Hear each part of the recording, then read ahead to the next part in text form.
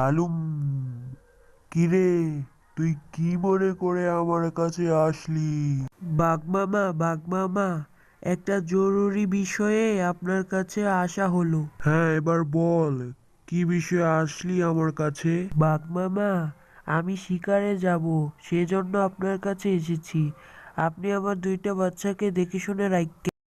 ভাগ্নে, তুই আমার কাছে আসলি যেহেতু, তাই আমি তোর দুইটা বাচ্চাকে দেখে রাখবো। তুই কোনো চিন্তা করিস না। অনেক ধন্যবাদ বাঘ মামা, তাহলে আমি শিকারে যাচ্ছি। যা ভাগিনা, যা যা, কোনো সমস্যা নাই। তোর পোলাপানরে আমি ভালো কইরা দীক্ষা রাখবো। যাই হোক, শিয়ালটা চইলা গেছে, বাঘিনী চইলা গেছে। এখন এই মোটা শিয়ালের বাচ্চাটাকে আমি এখন খাবো। এই মোটা বাচ্চাটাকে খেলে আমার স্বাদটা অনেক বেড়ে যাবে। পরে শিয়ালটাকে উল্টাপাল্টা বুঝিয়ে দেবো নে।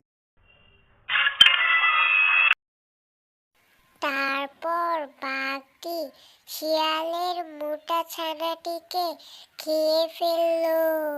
বাঘ মামা, আমি তো শিকার থেকে চলে এসেছি। আমার আরেকটি বাচ্চা কোথায়?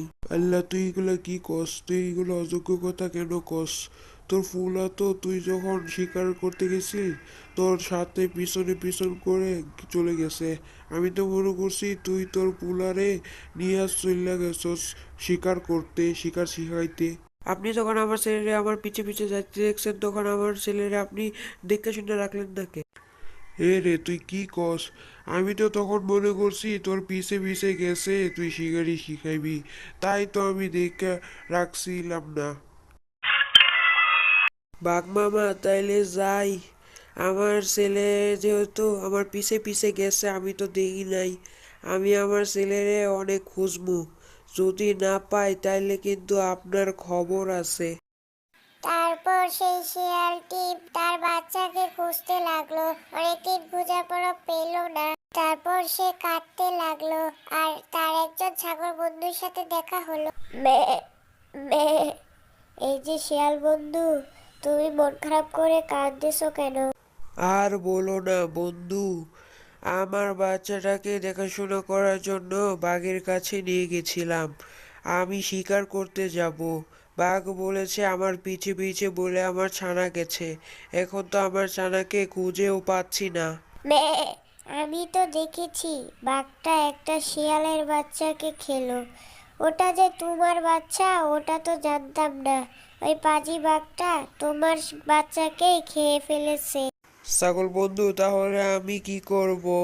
আমাকে একটা বুদ্ধি দেন। মে মে আমি হলাম ছাগল। আমার বুদ্ধি দেখে সবাই হয়ে যায় পাগল। একটা খরগোশ মেরে খরগোশের ভিতরে বিষ ভরে তাকে খাইয়ে দেবে।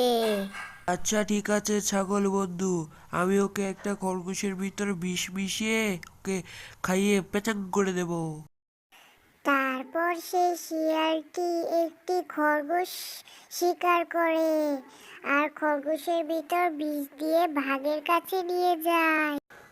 ভাগ মামা, আপনার জন্য একটি শিকার নিয়ে এসেছি, একটি খরগোশ। আমি মনে করেছি আপনি কিছু খান না দান না, অনেক দিন ধরেই তো কিছু খাচ্ছেন না, তার উপর আমার ছেলেদেরকে দেখে রেখেছিলেন, তাই আপনার জন্য একটি খরগোশ নিয়ে আনছি। আহ, অনেক সুগন্ধ আসছে। বাগ্নি দে, খরগোশটাকে খেয়ে ফেলি। তারপর বাঘটি খরগোশটিকে খেয়ে ফেললো।